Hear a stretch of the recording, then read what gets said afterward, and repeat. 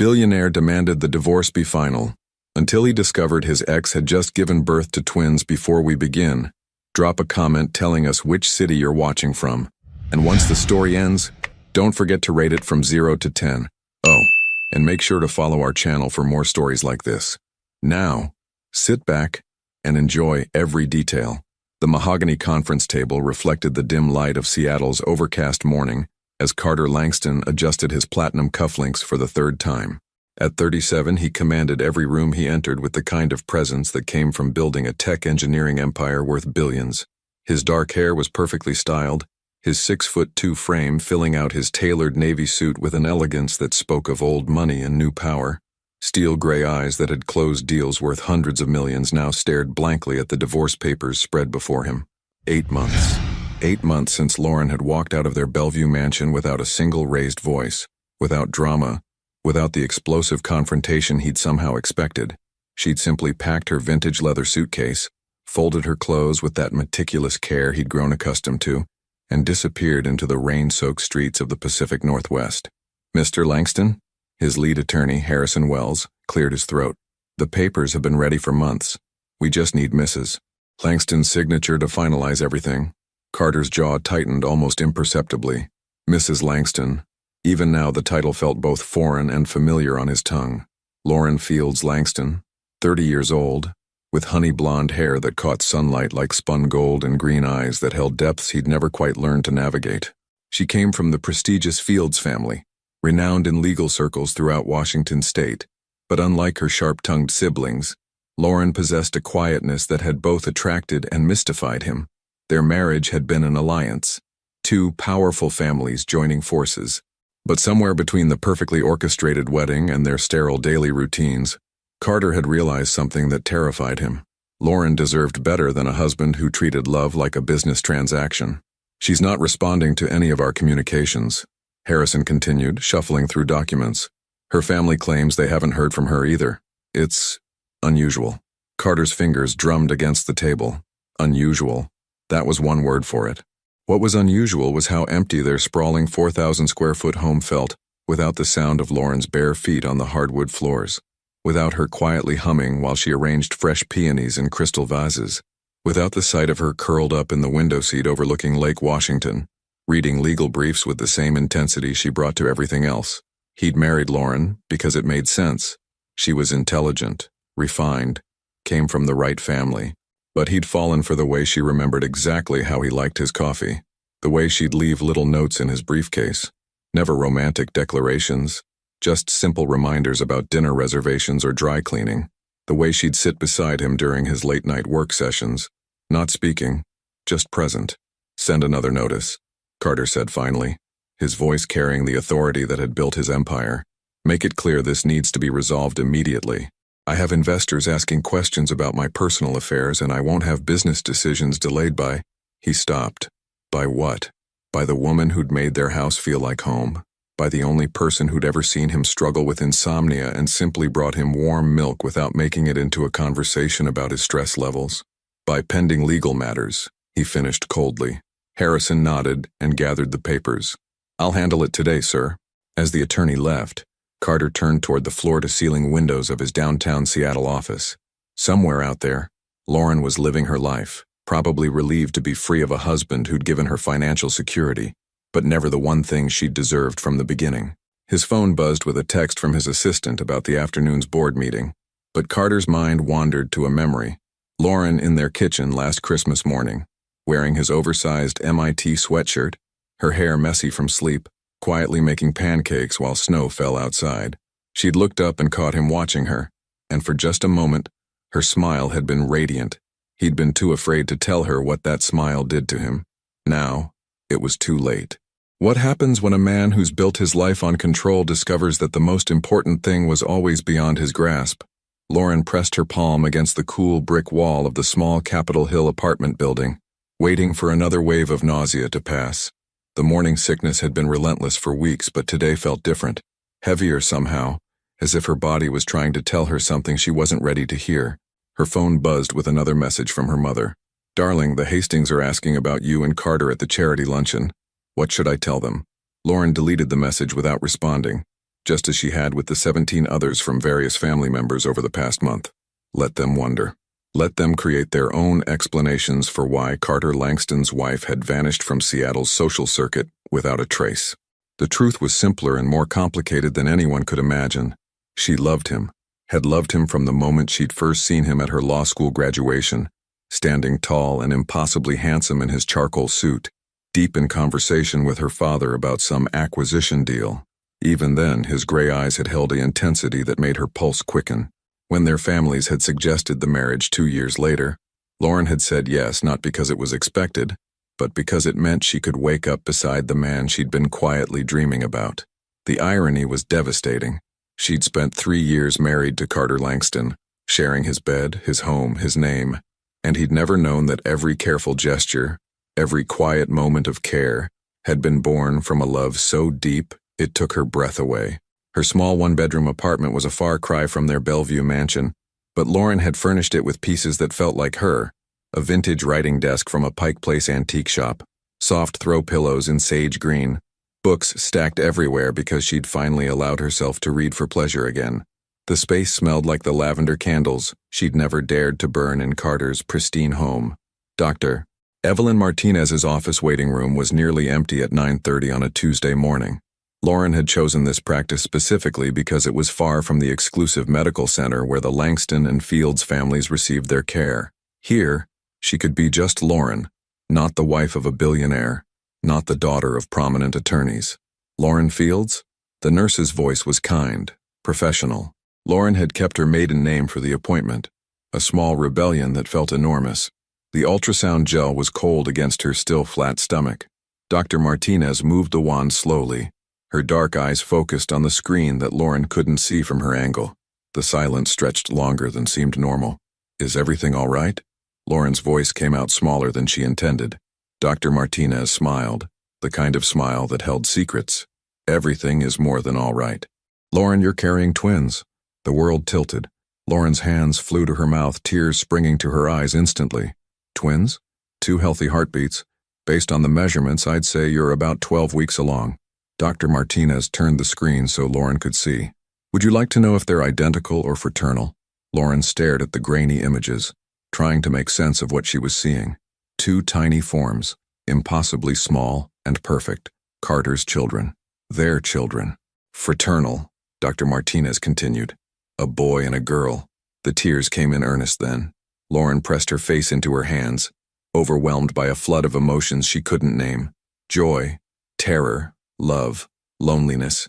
They crashed over her in waves. "Do you have support at home?" Dr. Martinez asked gently, handing her tissues. "The father?" Lauren shook her head. "It's complicated.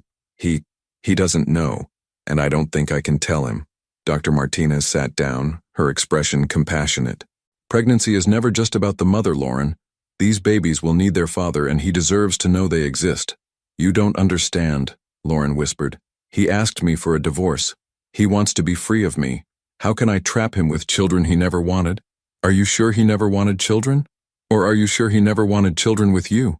The question hung in the air like a challenge. Lauren thought about Carter's face when they'd passed families in the park, the way his expression softened when he watched children play. She thought about the way he'd once mentioned converting one of their spare bedrooms into a nursery before catching himself and changing the subject. As Lauren walked back to her car, clutching the ultrasound photos, her phone rang. Harrison Wells, Carter's attorney. She let it go to voicemail, but his words would haunt her for the rest of the day. "Mrs. Langston? Mr. Langston is becoming increasingly impatient with this delay. He's demanded that we expedite the divorce proceedings immediately. Please contact our office by the end of the week, or we'll be forced to pursue alternative legal measures." Lauren sat in her Honda Civic. She'd sold the Mercedes Carter had bought her, and stared at the tiny black and white images in her hands. 2 babies who would grow up with their father's eyes and her stubborn streak. 2 babies who might never know how much their parents had loved each other in all the ways that mattered, except the ones that counted most. Carter stood in the doorway of what used to be Lauren's study, his hand frozen on the crystal doorknob. 6 months had passed since she'd left, yet he still found himself gravitating toward this room like a moth to flame. Her absence felt most acute here, surrounded by the carefully curated collection of legal texts and first-edition novels she'd treasured. The afternoon Seattle rain drummed against the floor-to-ceiling windows, casting shifting shadows across the Persian rug Lauren had chosen during their second year of marriage. She'd spent 3 weekends visiting estate sales and antique shops, finally finding this particular piece in a small store in Fremont. Carter remembered how her face had lit up when she'd discovered it. Not the polite smile she wore at charity galas, but genuine delight that made her green eyes sparkle. He'd bought it for her without question, even though it clashed with the modern aesthetic of their home. Now the rug seemed to mock him, a tangible reminder of how little he'd understood about making his wife happy. He'd given her everything money could buy but had withheld the one thing she'd probably wanted most, his heart, unguarded and honest. "Sir?" Margaret, their longtime housekeeper, appeared in the doorway. At 65, she'd worked for the Langston family since Carter was in college, and her British accent still carried notes of gentle reproach when she disapproved of something. "Your dinner is getting cold." Carter didn't turn around. "I'm not particularly hungry, Margaret." "You haven't been particularly hungry for quite some time now." She stepped into the room, her sensible shoes silent on the hardwood. "If you don't mind me saying, sir, this isn't what Mrs. Lauren would want for you." The use of present tense wasn't lost on him. Margaret had never accepted that Lauren was gone for good, referring to her absence as if she'd simply gone on an extended vacation. "Mrs. Lauren isn't here to want anything from me anymore, Margaret." "Isn't she?" Margaret moved closer, her weathered hands clasped in front of her pristine apron. "Because it seems to me that everything you're doing these days is because of what you think she'd want. The divorce papers you keep staring at but never sign. The way you've been working 18-hour days to avoid coming home to this empty house. The way you still have her morning coffee cup set out on the breakfast table." Carter's jaw tightened. He hadn't realized anyone had noticed that particular habit. "I'm simply trying to finalize our legal arrangements efficiently. Mr. Carter." Margaret's voice softened with the familiarity of someone who'd bandaged his scraped knees as a child and later celebrated his business victories. "In all my years working for your family, I've never seen you fight so hard against something you actually wanted." Carter turned away from the window, running his hand through his dark hair. The truth was, he'd been staring at those divorce papers for weeks without signing them. Every time he picked up his pen, something inside him rebelled, some stubborn part of his heart that refused to accept that Lauren was truly gone. His phone buzzed with a text from Harrison Wells. Still no response from Lauren.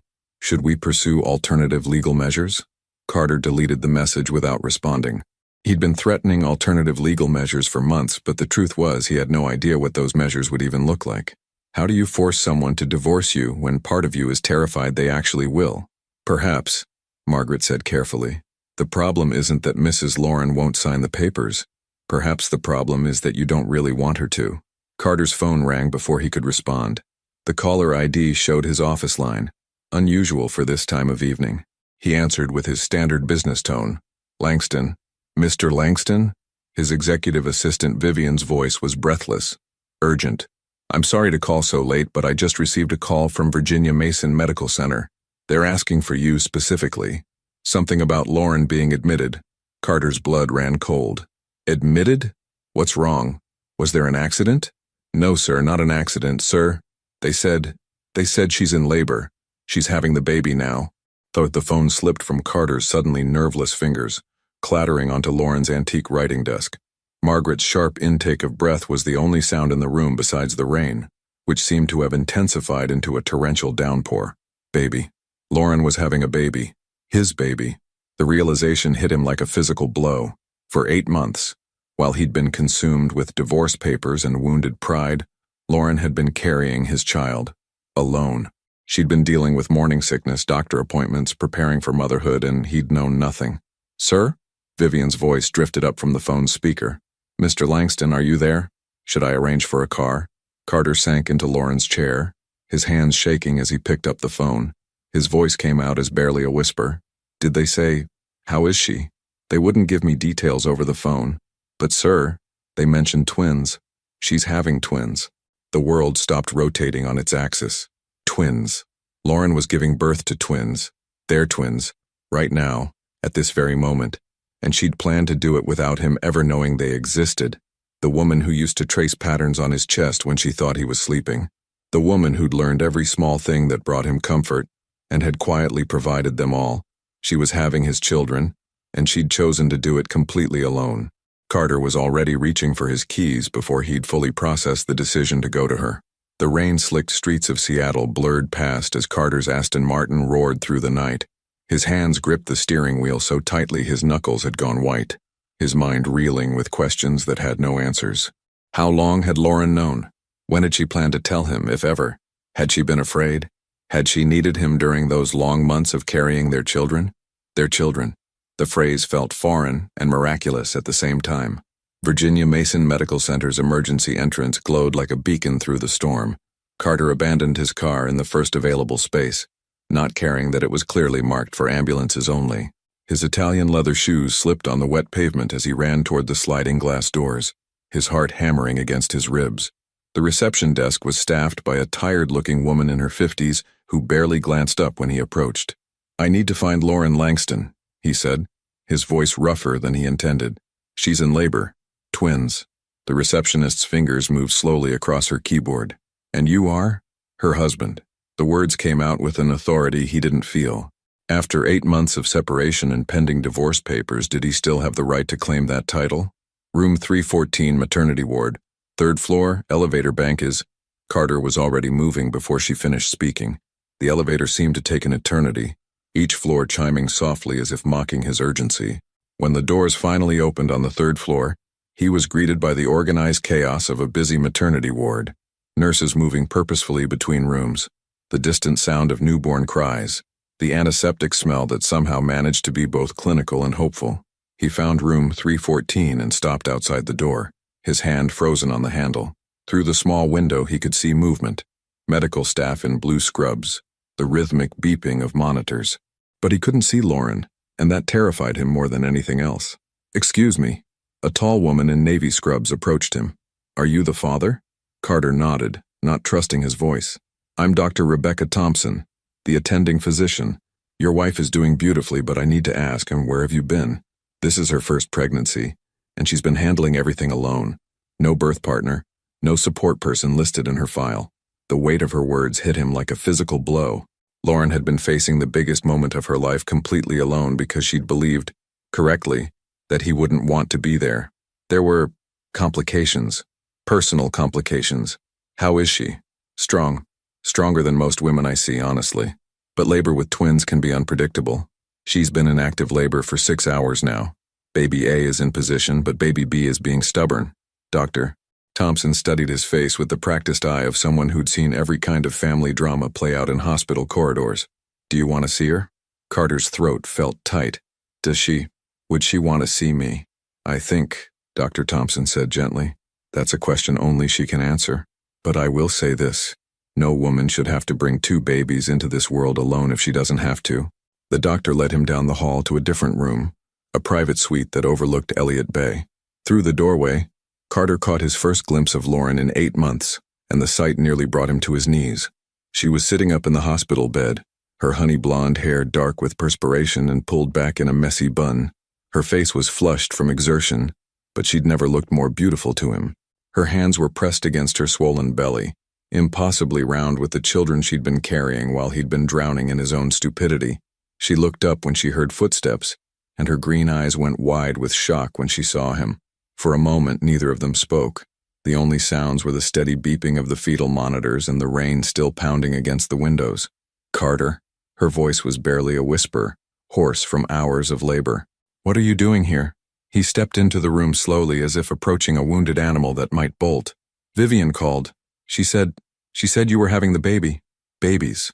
His eyes dropped to her belly, seeing the clear evidence of what she'd been hiding. "Lauren, why didn't you tell me?" Fresh tears spilled down her cheeks, but her voice was steady. "Because you asked me for a divorce. Because you wanted to be free of me.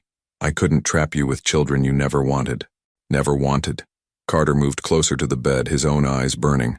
"Lauren, I have wanted children with you since the day we got married. I thought you were the one who didn't want them. I thought you were trapped in our marriage, that you'd be happier without—" A contraction hit her mid-sentence, and Lauren's face contorted with pain. Her hands gripped the bed rails so tightly Carter could see her tendons straining beneath her skin. Without thinking, he reached for her, covering her hands with his own.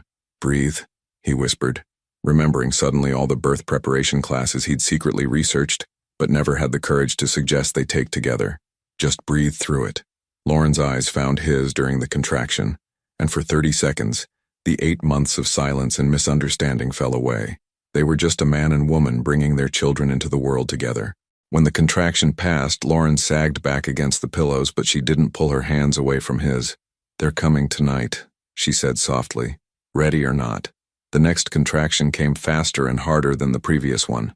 Lauren's grip on Carter's hands tightened until he was certain she might break his fingers, but he didn't pull away. 8 months of believing she didn't want him there, and now he couldn't imagine being anywhere else. "That's it, Lauren," Dr. Thompson said, positioning herself at the foot of the bed. "Baby A is crowning. On the next contraction, I need you to push with everything you have." Carter watched Lauren's face transform with determination. Even in the midst of the most physically demanding experience of her life, she possessed a grace that took his breath away. Her green eyes were focused and fierce, her jaw set with the same stubborn resolve he'd seen her use to master difficult legal cases. "I can see the head, Dr. Thompson announced. "One more push, Lauren." The room filled with the controlled urgency of medical professionals doing what they did best. Nurses moved with practiced efficiency, preparing warming lamps and monitoring equipment. But Carter's entire world had narrowed to the woman in the bed beside him, her hand in his, their children about to enter the world. Lauren bore down with a strength that seemed impossible for someone who barely reached his shoulder when she stood. A cry escaped her lips. Not quite pain, not quite triumph, but something primal and powerful that spoke to the very essence of creating life. And then, suddenly, there was another sound in the room. A tiny, indignant wail that made Carter's heart stop and restart in the same instant. Dr. Thompson lifted a small, slippery form, red-faced and furious at being evicted from the only home it had ever known. "It's a girl," Dr. Thompson announced with a smile. "And she has quite the set of lungs on her." Carter stared at the tiny person being cleaned and examined by the nurses. His daughter. He had a daughter. She was impossibly small, with dark hair that looked like it might curl when dry and tiny fists that punched at the air as if demanding answers about this bright, cold new world. "She's perfect," he whispered, his voice breaking. "Lauren, she's absolutely perfect." But Lauren barely had time to catch her breath before the next wave of contractions began. Baby B, it seemed, had decided that if his sister could make this dramatic entrance, he wasn't going to be outdone. "Here we go again," Dr. Thompson said. "This one's in a bit more of a hurry." The second birth was faster, more intense. Lauren's exhaustion was evident, but she pushed through with the same fierce determination. Carter found himself whispering encouragement, words he didn't even know he had in him. "You're incredible," he murmured against her temple. "You're the strongest person I've ever known." 5 minutes later, their son announced his arrival with a cry that was somehow both smaller and more insistent than his sister's. Where she had been furious, he seemed confused, as if he couldn't quite understand why his warm, safe world had suddenly become so bright and vast. "And here's your boy," Dr. Thompson said, holding up a baby who was unmistakably smaller than his twin but no less perfect. Fraternal twins, a boy and a girl. Carter looked between his children, their children, and felt something fundamental shift inside his chest. The man who had built an empire through careful planning and calculated risks had just witnessed the most beautiful chaos imaginable. These tiny humans had existed for months without his knowledge, growing and developing while he'd been focused on divorce papers and wounded pride. "What are their names?" Dr. Thompson asked as the nurses completed their initial assessments. "For the birth certificates." Carter looked at Lauren, realizing suddenly that she'd been making these decisions alone for months. She'd probably chosen names, decorated a nursery, prepared for their arrival without any input from him. The weight of everything she'd carried by herself was staggering. Lauren's eyes were heavy with exhaustion, but they held a clarity that cut straight to his heart. "Liam," she said softly, looking at their son. "Liam James, after your grandfather." She turned to their daughter. "And Isla." Isla rose. Carter felt tears he hadn't cried since his parents' funeral burning behind his eyes. She'd named their son after his grandfather, the man who'd taught him everything he knew about business and integrity. Even in their separation, even when she'd believed he didn't want these children, she'd honored his family. "They're beautiful names," he managed to say. "Perfect names." As the nurses cleaned and weighed the babies, Carter found himself studying Lauren's profile. Her face was soft with exhaustion and wonder, her eyes following every movement the medical team made with their children. She looked like a mother, not just any mother, but the mother of his children, the woman who'd given him the greatest gift he'd never known he wanted. "Lauren," he said quietly, his voice thick with emotion he'd kept buried for too long, "I need you to know something. I never wanted the divorce because I didn't love you. I wanted it because I thought you deserved better than a husband who didn't know how to show you how much you meant to him." She turned to look at him, her green eyes searching his face for something he hoped she would find. "Carter, I was an idiot," he continued before she could speak. "The biggest idiot who ever lived. Because you were never trapped in our marriage, Lauren. I was the one who was trapped by my own fear of not being enough for you.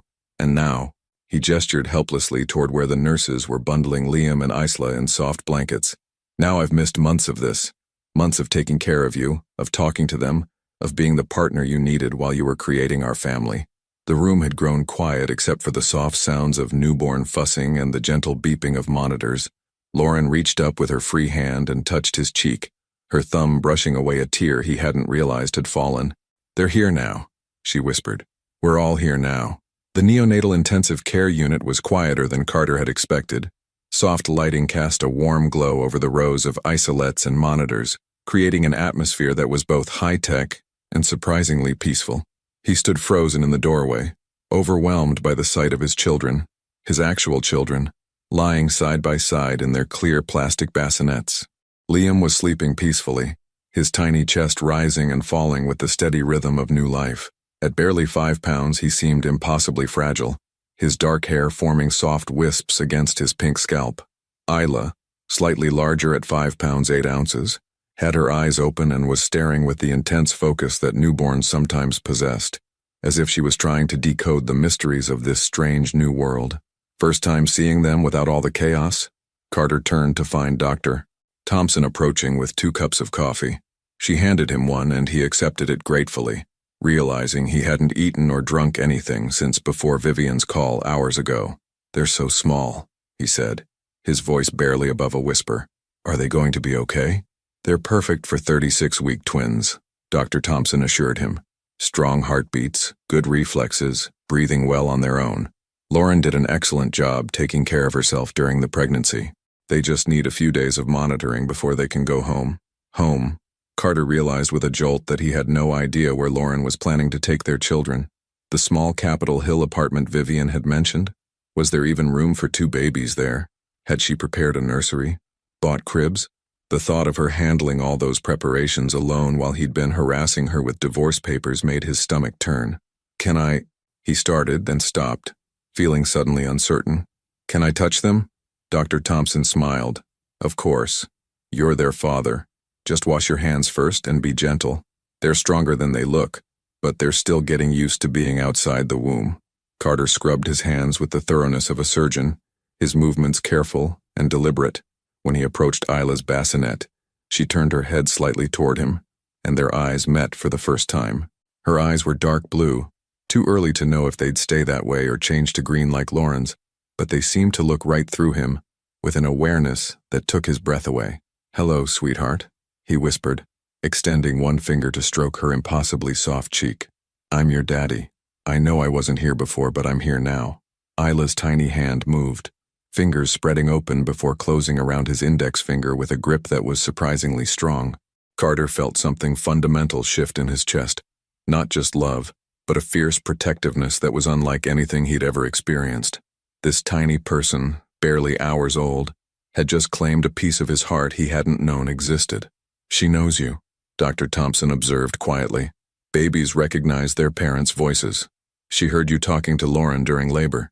Carter moved to Liam's bassinet, his son's peaceful, sleeping face stirring the same overwhelming rush of emotion. When he gently touched Liam's hand, the baby's fingers curled reflexively around his thumb, and Carter felt tears he couldn't contain anymore. "I'm so sorry I wasn't here sooner," he whispered to both of them. "I'm so sorry your mama had to do this alone. But I promise both of you that I'm going to spend the rest of my life making up for lost time." "Carter?" He turned to find Lauren in the doorway, moving slowly with the careful gait of someone still recovering from delivery. She'd changed into a soft pink hospital gown, and her hair was clean and pulled back in a loose braid. Even exhausted and pale, she was the most beautiful sight he'd ever seen. "You should be resting," he said, moving toward her instinctively. "I couldn't sleep." I wanted to check on them. She paused beside him, close enough that he could smell the faint lavender scent of her soap. How are they doing? Perfect. They're absolutely perfect, Lauren.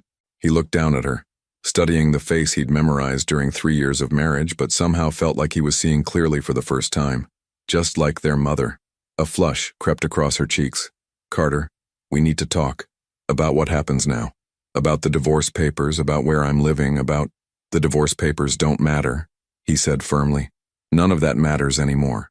But I wanted you to be happy, he interrupted. I thought you were miserable with me, and I thought setting you free was the right thing to do.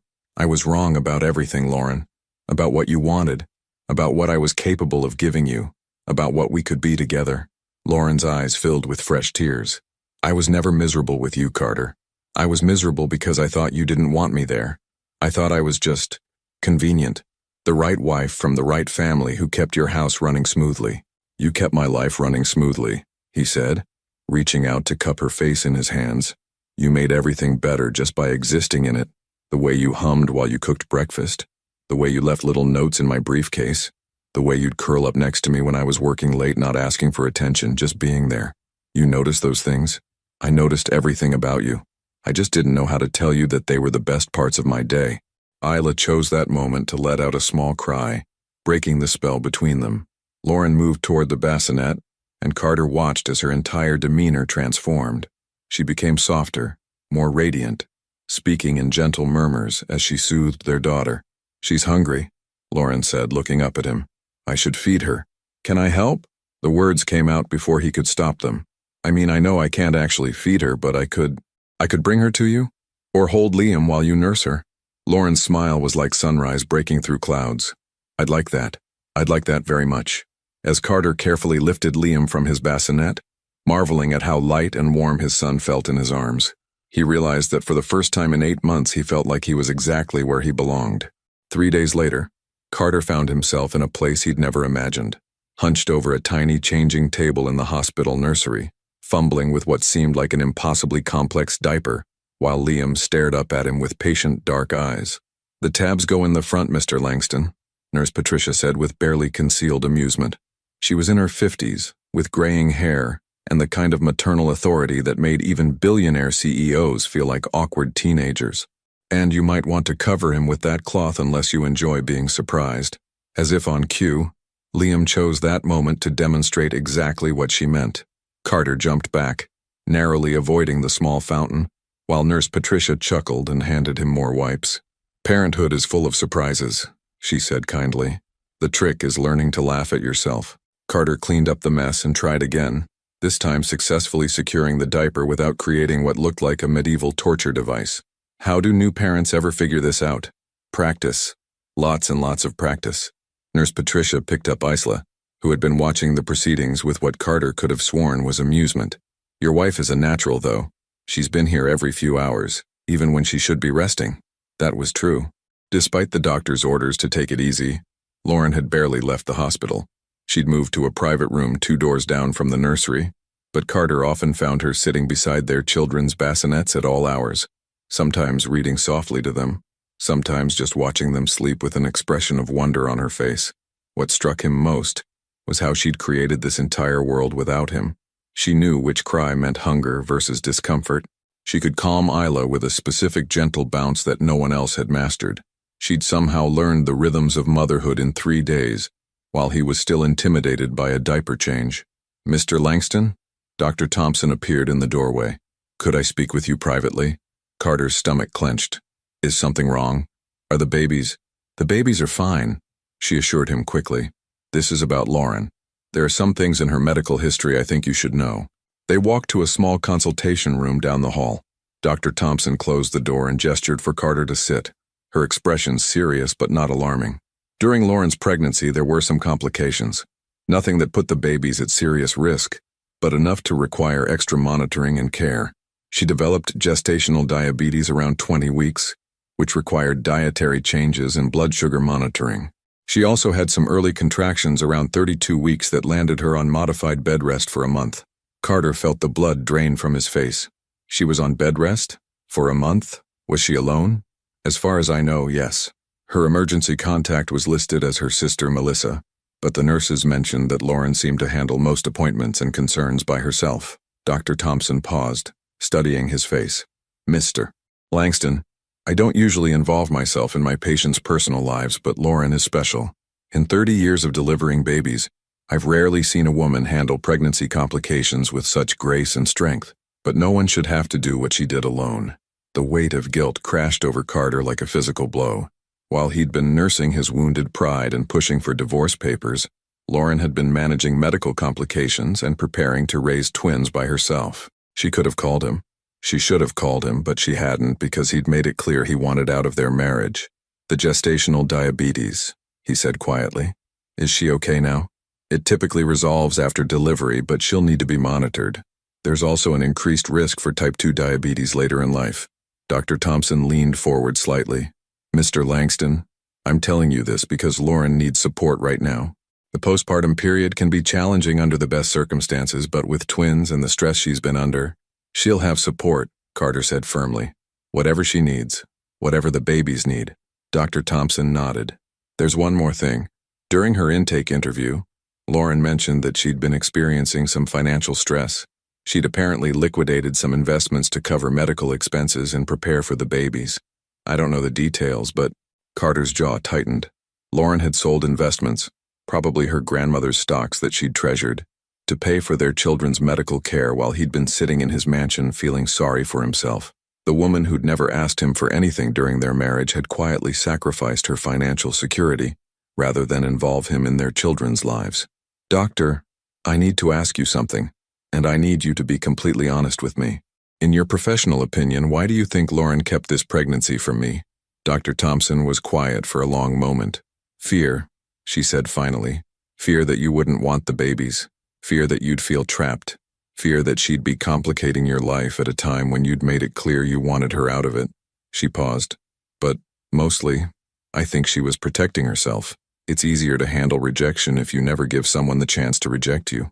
Carter left the consultation room feeling like he'd been hollowed out and rebuilt from scratch. He found Lauren in her room, sitting by the window with Isla in her arms. The afternoon sunlight caught the gold highlights in her hair, and she was humming softly, the same wordless melody he'd heard her sing while cooking breakfast during their marriage. How's Liam? She asked without looking up. Charming Nurse Patricia with his perfect diaper-changing cooperation, Carter said, trying to keep his tone light. Lauren, we need to talk. Something in his voice made her look up, her green eyes immediately wary. About what? About the gestational diabetes, about the bed rest, about you selling your grandmother's stocks to pay for medical bills. Her face went pale, confirming his suspicions. About all the things you went through alone while I was too proud and stupid to realize that loving you meant fighting for you, not walking away. Lauren's eyes filled with tears, but her voice was steady. Carter, I couldn't tell you. You wanted the divorce. You wanted to be free. How could I trap you with sick pregnancies and medical complications, and you couldn't trap me with the best thing that's ever happened to me, he interrupted, moving to kneel beside her chair. Lauren, those babies aren't a trap. You aren't a trap. You're the reason I want to be a better man. Isla stirred in Lauren's arms, making small newborn sounds, and Carter reached out to stroke his daughter's tiny hand. When he looked back up at Lauren, she was watching him with an expression he couldn't quite read. What are you saying, Carter? I'm saying I love you. I'm saying I've loved you since the day we got married, but I was too afraid of not being enough for you to risk telling you. I'm saying that if you'll let me, I want to spend the rest of my life proving that you and Liam and Isla are the most important things in my world. Lauren was quiet for so long that Carter began to fear he'd waited too long, pushed too hard, assumed too much. But then she shifted Isla to one arm and reached out to touch his face, her fingers tracing the line of his jaw with the same gentle care she'd always shown him. I never stopped loving you, she whispered. Even when I thought you didn't want me anymore. Even when I was scared and alone and convinced I was doing everything wrong. I never stopped. Carter stood in the doorway of Lauren's Capitol Hill apartment, holding 2 infant car seats and trying to process what he was seeing. The space was tiny, probably not much larger than their old walk-in closet, but Lauren had somehow transformed it into something that felt like home. Soft white curtains filtered the afternoon light, and every corner showed evidence of careful preparation for the babies. 2 cribs were positioned against the far wall, one draped with a mobile of tiny airplanes, the other with delicate butterflies. A changing station was set up on top of a dresser that Carter recognized from Lauren's childhood bedroom. Stacks of neatly folded baby clothes in soft blues, pinks, and yellows filled a small bookshelf, and nursing supplies were organized with the same meticulous care Lauren brought to everything. "This is where you were planning to bring them," he said quietly, and it wasn't really a question. Lauren shifted Isla in her arms, her expression defensive. "It's small, but it's clean and safe. The building has good security, and there's a park 2 blocks away for when they're older. I researched the school district and—" "Lauren." Carter set down the car seats and moved toward her, his heart breaking at the thought of her researching school districts alone, planning their children's futures without him. "It's beautiful. You made it beautiful. But you don't have to do this anymore." "Do what?" "Live like you're still alone." The words hung between them, loaded with 8 months of misunderstanding and hurt. Lauren sank into a rocking chair, another piece Carter recognized from her family home, and began nursing Isla with the practiced ease she'd developed over the past week in the hospital. "I don't know how to not be alone," she admitted quietly. "Even when we were married, I felt like I was living parallel to your life, not actually part of it." Carter knelt beside the rocking chair, careful not to disturb Isla's feeding. "That's my fault. All of it. I made you feel like a guest in your own marriage because I was too scared to let you see how much I needed you. You never needed me, Carter. You had everything figured out. Your business, your life, your perfect routines. I was just there. I needed you every day," he said firmly. "I needed the way you made our house feel like home instead of just a place I slept. I needed your quiet strength when board meetings went badly. I needed the way you'd sit with me during thunderstorms because you somehow knew they reminded me of the night my parents died." Lauren's head snapped up. "You never told me that. About the storms. I never told you a lot of things I should have. Like how I looked forward to coming home because it meant seeing you. Like how I kept working late because I was afraid if I spent too much time with you, you'd realize how completely gone I was and it would scare you away." Liam chose that moment to wake up with a demanding cry from his car seat. Carter stood and lifted his son, marveling again at how light and warm he felt. The baby settled immediately against his chest, and Carter felt that same overwhelming rush of protectiveness and love. "He likes you," Lauren observed with a small smile. "He's stuck with me now," Carter replied, gently bouncing Liam. "They both are. If you'll let me be stuck with them." Lauren was quiet for a long moment, her attention focused on Isla, but Carter could see the wheels turning in her mind. "What are you asking me, Carter?" "I'm asking you to come home, to bring our children home. I'm asking you to let me be the husband and father I should have been from the beginning. The divorce papers are going in the fireplace the minute we get back to Bellevue." Carter sat on the edge of the couch across from her, still holding Liam. "Lauren, I know I hurt you. I know I made you feel unwanted and unloved when you were the most important thing in my world. I know I have a lot to make up for, and I know I don't deserve a second chance, but I'm asking for one anyway. And if it doesn't work, if we try again and we're still just 2 people who don't know how to talk to each other, then we learn. We go to counseling. We figure out how to communicate. We do whatever it takes.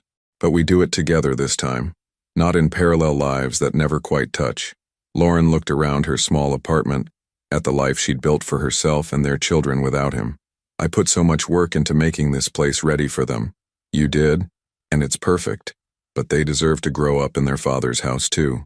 They deserve to have both of us there when they take their first steps, say their first words, ask impossible questions about why the sky is blue." "Margaret will want to spoil them rotten," Lauren said, and Carter caught the hint of a smile in her voice.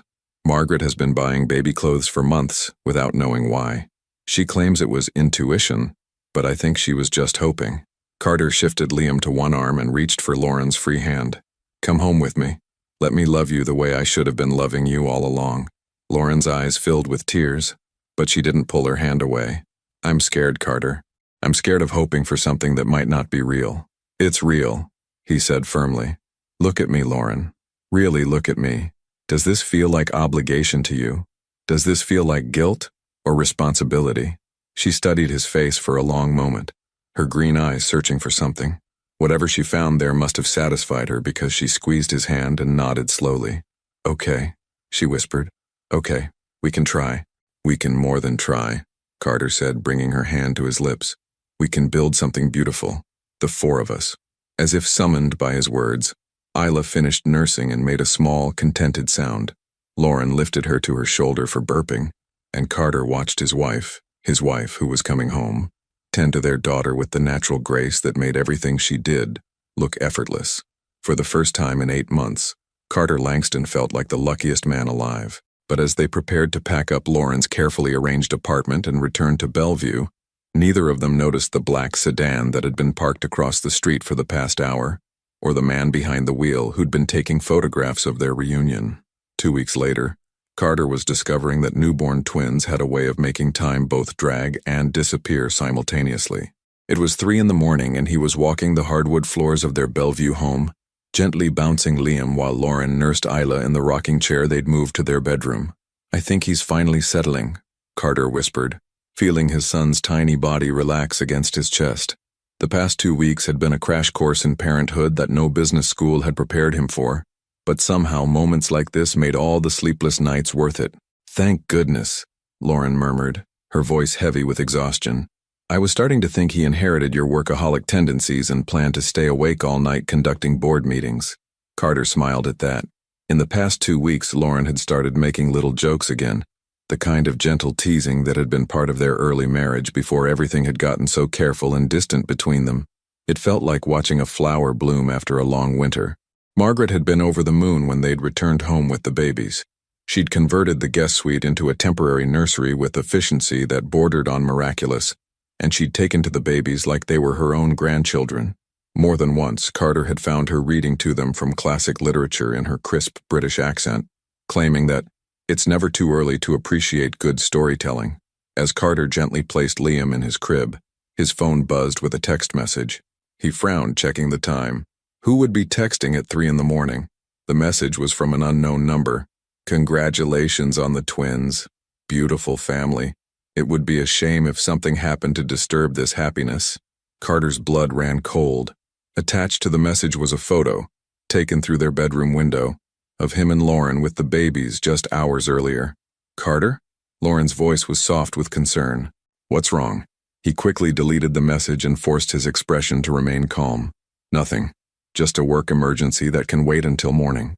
But as Lauren settled Isla back in her crib and they finally climbed into bed together, something that still felt miraculous after months of separation, Carter's mind was racing. Someone had been watching them. Someone had been close enough to their home to photograph them through their bedroom window, and that someone was now making veiled threats. The next morning, while Lauren was napping and Margaret was watching the babies, Carter called his head of security, James Morrison. They met in Carter's home office, a room that suddenly felt less like a sanctuary and more like a war room. "I need you to look into something," Carter said, showing James the message and photo. "Someone's been watching the house." James studied the image with the practiced eye of someone who'd spent 20 years in private security. "This was taken with a telephoto lens, probably from the tree line behind your property. Professional quality. This isn't some random stalker, Mr. Langston." "Then what is it?" "Someone with resources and a specific agenda." "Any idea who might want to threaten your family?" Carter rubbed his face tiredly. "Business rivals, maybe? There's always someone unhappy about a deal or acquisition, but targeting my family. There's something else you should know," James said carefully. "I've been doing some background monitoring since the twins were born, and there's been some unusual activity. Someone's been asking questions about your wife, about the separation, the pregnancy, your financial arrangements." "What kind of questions?" "The kind that suggests someone was looking for leverage. Mr. Langston, I think someone has been planning this for a while." Before Carter could respond, his phone rang. Lauren's panicked voice filled the room when he answered. "Carter, you need to come upstairs right now. There's someone here." Carter took the stairs 3 at a time, James close behind him. He burst into the living room to find Lauren standing protectively in front of the baby's portable cribs, facing a woman he recognized but hadn't seen in over 2 years. Victoria Ashford, his former business partner and, briefly, much more than that. Victoria looked exactly as she always had, tall, elegant, with platinum blonde hair and the kind of calculating blue eyes that had once impressed him with their intelligence. Now they just looked cold. She was wearing a designer suit that probably cost more than most people made in a month, and she was holding an envelope. "Hello, Carter," she said with a smile that didn't reach her eyes. "I hope you don't mind me dropping by unannounced. I wanted to congratulate you on your expanding family." "Victoria," Carter moved to stand beside Lauren, his arm automatically going around her waist. What are you doing here? Business, of course. It's always business with us, isn't it? Victoria's gaze flicked to Lauren with undisguised disdain before settling on the babies. Such beautiful children. It would be tragic if their father's past mistakes came to light and destroyed their future. What are you talking about? Lauren asked, her voice steady despite the fear Carter could feel radiating from her. Victoria opened the envelope and pulled out a series of photographs and documents. Oh, my dear Lauren, you really don't know, do you? You don't know about Carter's little indiscretion 3 years ago? Right around the time you were so lonely in your marriage, wondering why your husband seemed so distant. Carter felt the world tilt on its axis. Victoria, don't what? Don't tell your wife about our weekend in Vancouver? About how you came to me when your marriage felt cold and empty? About how you nearly threw away everything for one passionate mistake? Lauren went very still beside him. When Carter looked at her face, he saw something die in her eyes. The fragile trust they'd been rebuilding. The hope that they could make their marriage work. Lauren, he started, but she stepped away from him, her arms wrapping around herself protectively. Is it true? She whispered. Carter's silence was answer enough. Victoria smiled triumphantly. Now, about that business proposition I mentioned. You see, Carter, I have a rather significant problem. The SEC is investigating some of my recent acquisitions, and I need a clean company to merge with. Your company, specifically. And if you don't agree to my terms, she gestured to the photographs and documents still in her hands. These documents find their way to every major business publication in the country. Your wife learns all the details of our affair, your precious reputation, your marriage, your family. All of it becomes very public, very messy scandal. Carter looked between Victoria's cold smile and Lauren's devastated face, his heart breaking as he realized that just when he'd gotten his family back, he might lose them forever. You have 24 hours to decide, Victoria continued, heading toward the door. The merger agreement is in the envelope. I'll be expecting your signature by tomorrow evening. As the door closed behind her, Carter turned to face Lauren, but she was already walking away, her shoulders rigid with pain and betrayal.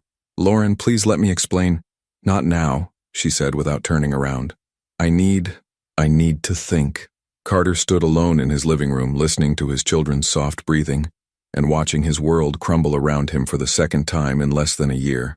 Carter found Lauren in what used to be her study, now converted into a nursery overflow room where they kept extra supplies and a rocking chair for quiet moments.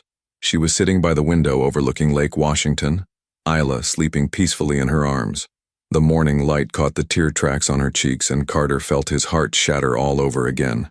Lauren, he said quietly from the doorway. Please, let me explain. She didn't look at him. How long? What? How long were you having an affair with her? Carter stepped into the room slowly, as if approaching a wounded animal. It wasn't an affair. It was one weekend. One terrible, stupid weekend 3 years ago when I thought our marriage was over anyway. One weekend. Lauren's voice was flat, emotionless. That makes it better somehow? No, nothing makes it better. Nothing justifies what I did. Carter sat down across from her, his hands clasped tightly together. But I need you to understand the context. Context. She finally looked at him, and the pain in her green eyes was devastating. Please, explain the context that makes cheating on your wife acceptable. Carter took a shaky breath. You remember that period 3 years ago when we barely spoke to each other? When you started working late every night, when we'd go days without having a real conversation? I was working on the Henderson case, the biggest case of my career. I know, and I was proud of you, but I was also lost. I felt like I was living with a stranger. We'd become polite roommates, and I didn't know how to fix it. I didn't know how to reach you. Lauren's grip on Isla tightened slightly. So you reached for Victoria instead. Victoria came to me with a business proposition, a merger that would have been huge for both our companies. We met in Vancouver to discuss terms, and Carter's voice broke. I was lonely, Lauren. I was so goddamn lonely in my own marriage, and she was there, and she made me feel wanted. For one weekend, I felt like someone actually wanted to be with me. I wanted to be with you, Lauren whispered. I was working so hard because I thought that was what you needed. A wife who was successful, who wouldn't be a burden on your career. I thought if I proved myself professionally, you might actually be proud to call me your wife. The irony was devastating. While Lauren had been working to make herself worthy of his love, he'd been interpreting her dedication as disinterest. While he'd been feeling unwanted, She'd been trying to become the woman she thought he needed. I ended it, Carter said urgently. The moment I got back from Vancouver, I told Victoria it was a mistake. I never saw her again outside of business functions. And I tried to be a better husband, Lauren. I tried to show you how much you meant to me. By asking for a divorce? Carter flinched. By then I thought the damage was done. I thought you could never love someone who'd betrayed you, even if you didn't know about it. I thought you deserved better than a husband who'd proven he wasn't worthy of you. Lauren was quiet for a long time, gently rocking Isla. When she finally spoke, her voice was barely audible. Did you love her? No. The answer came without hesitation. I never loved her. I was attracted to the way she made me feel about myself, but I never loved her. I loved you, Lauren. Even when I was being an idiot, even when I was making the worst mistake of my life, I loved you. But you slept with her anyway. Yes, and I've regretted it every day since. Lauren stood and placed Isla in her crib, her movements careful and controlled. When she turned back to Carter, her face was composed but distant. She wants you to sign the merger agreement. Yes. And if you don't, she'll make everything public. Our separation, the babies, your affair. It'll destroy your company's reputation. Probably. Lauren walked to the window, her arms wrapped around herself. What are you going to do? Carter stood and moved toward her, stopping just close enough that he could smell her lavender soap. I'm going to tell her no. Carter, your company is everything to you.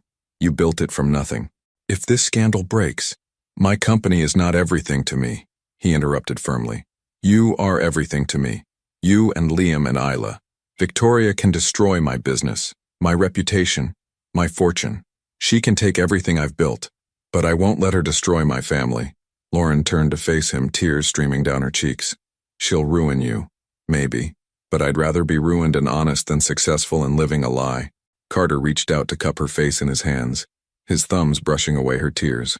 Lauren, I should have told you about Victoria years ago. I should have confessed my mistake and begged for your forgiveness then. Instead, I let the guilt eat away at our marriage until I convinced myself you'd be better off without me. I might not be able to forgive you for this, she whispered. I know, and I'll understand if you can't. But I'm done making decisions for you. Done assuming I know what you want or need. If you want me to fight Victoria, I'll fight her. If you want me to sign the papers and save the company, I'll do that too. If you want me to leave and never come back, I'll do that. But whatever you decide, you'll decide it knowing the whole truth. Lauren looked into his eyes for a long moment, searching for something. What's the whole truth, Carter? The whole truth is that I've been in love with you since the day we met. The whole truth is that my affair with Victoria had nothing to do with not loving you and everything to do with not believing I deserved your love. The whole truth is that I would rather lose everything I own than lose one more day with you and our children. And if Victoria destroys everything, if we lose the house, the money, the security, then we'll build something new, something better, something honest. Carter pulled her closer, relief flooding through him when she didn't pull away. Lauren, I don't need the mansion or the company or any of it. I just need you. I need our family. Everything else is just stuff. Lauren was quiet for a moment, then she surprised him by reaching up to touch his face. Call Victoria. Tell her you have an answer. Carter's heart stopped. Lauren, tell her that Carter Langston doesn't negotiate with blackmailers. Tell her to do her worst. Lauren's voice grew stronger with each word. And then call James Morrison and have him arrest her for extortion and stalking. Carter stared at her in amazement. Are you sure? Once we take this step, there's no going back. She'll release everything. Let her. We'll weather whatever storm comes and we'll do it together. As a family. Lauren stepped closer to him, her hand over his heart. I'm tired of living in the shadows of secrets and fear. If we're going to make this marriage work, we start with complete honesty. All of it, the good, the bad, and the ugly. I love you, Carter whispered, pulling her into his arms. God, Lauren, I love you so much. I love you too, she whispered back. Even when you're an idiot. Even when you make terrible decisions. Even when you break my heart. I love you anyway. As Carter held his wife in their nursery, listening to their children's peaceful breathing, he realized that Victoria had unknowingly given them the greatest gift possible. The chance to build their marriage on complete truth, instead of careful omissions and protective silences. Whatever came next, they would face it together.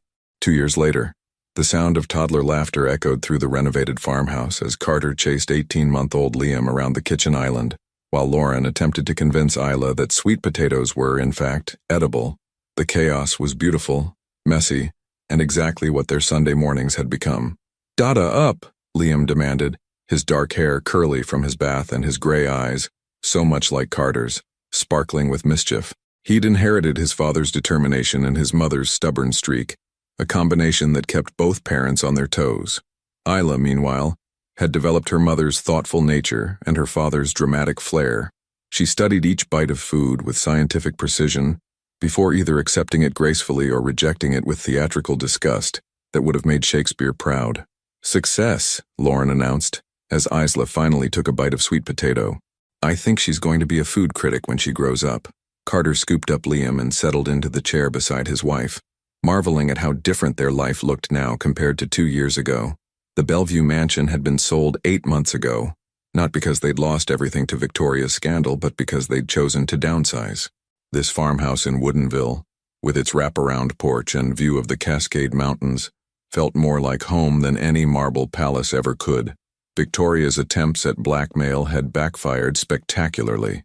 When Carter had refused her demands, and instead had her arrested for extortion, the resulting investigation had uncovered a pattern of corporate manipulation and fraud that had landed her in federal prison. The affair had become public knowledge, as she'd threatened, but the way Carter and Lauren had handled it together, with honesty and dignity, had actually strengthened public respect for them both. Langston Engineering had weathered the storm and emerged stronger. Carter had restructured the company, bringing in ethical oversight and focusing on sustainable technology projects. The financial hit had been significant initially, but their reputation for integrity had attracted new investors who valued transparency over profits at any cost. "What are you thinking about?" Lauren asked, following his gaze out the kitchen window to where Margaret was tending the vegetable garden she'd insisted they plant. "Just this," Carter said, gesturing around their chaotic kitchen. 2 years ago, I thought I'd lost everything that mattered. Now I have more than I ever dreamed possible." Lauren leaned over to kiss his cheek, her lips lingering for a moment. "Even with sweet potato in your hair and coffee stains on your favorite shirt?" "Especially with sweet potato in my hair and coffee stains on my favorite shirt." Their relationship hadn't been magically perfect after Victoria's arrest. They'd gone to counseling, both individually and together, to learn how to communicate honestly instead of making assumptions about what the other person wanted or needed. There had been difficult conversations, moments of doubt, and nights when old insecurities crept back in. But they'd worked through each challenge together, building something stronger than their original marriage had ever been. They'd learned to fight fair, to ask for what they needed, and to trust that their love was strong enough to handle imperfection. "Mama, done," Isla announced, throwing her remaining sweet potato on the floor with evident satisfaction. "I think that's our cue for cleanup time," Lauren said with a laugh. As they cleaned up the breakfast chaos and prepared for their weekly trip to Pike Place Market, a tradition they'd started when the twins were 6 months old, Carter caught Lauren's hand and pulled her close. "Thank you," he said quietly. "For what?" "For believing that love was worth fighting for, even when I didn't believe it myself. For giving me the chance to be the husband and father I always wanted to be. For building this beautiful, messy, perfect life with me." Lauren stood on her tiptoes to kiss him properly, her arms circling his neck. "Thank you for proving that sometimes the best things in life come from the worst mistakes. For showing me that real love isn't about perfection. It's about choosing each other every day even when it's hard. Especially when it's hard," Carter agreed. "Kiss, kiss," Liam demanded from his high chair, clapping his hands with delight. Isla giggled and clapped too, though Carter suspected she was more interested in the attention than the romantic gesture. "See," Lauren said with a grin. "Our children understand what's important," as Carter swept his wife into a dramatic dip that made both toddlers shriek with laughter. He realized that Victoria had been wrong about one thing. Their happiness hadn't been fragile at all. It had been tested, challenged, and nearly broken, but it had survived because it was built on something unshakable. The choice to love each other not despite their flaws, but because of the strength they found in facing those flaws together. Outside, Margaret was singing an old English folk song to the tomato plants, convinced that music helped them grow. The autumn leaves were just beginning to turn, painting the mountain view in shades of gold and crimson. And inside their warm kitchen, Carter Langston held his family close and knew that he was exactly where he belonged. Sometimes the greatest love stories weren't about finding the perfect person. They were about two imperfect people who refused to give up on each other, even when the whole world told them they should. In your own relationships, do you believe that love can truly survive betrayal and rebuild into something stronger? Or are some wounds too deep to heal? Share your thoughts in the comments below. Your participation means a lot to the channel. Please share your thoughts in the comments. Thank you for watching. If you enjoyed the story, please subscribe to our channel and leave a comment below, letting us know what you thought. Your feedback and support mean a lot to us. Stay tuned for more exciting stories.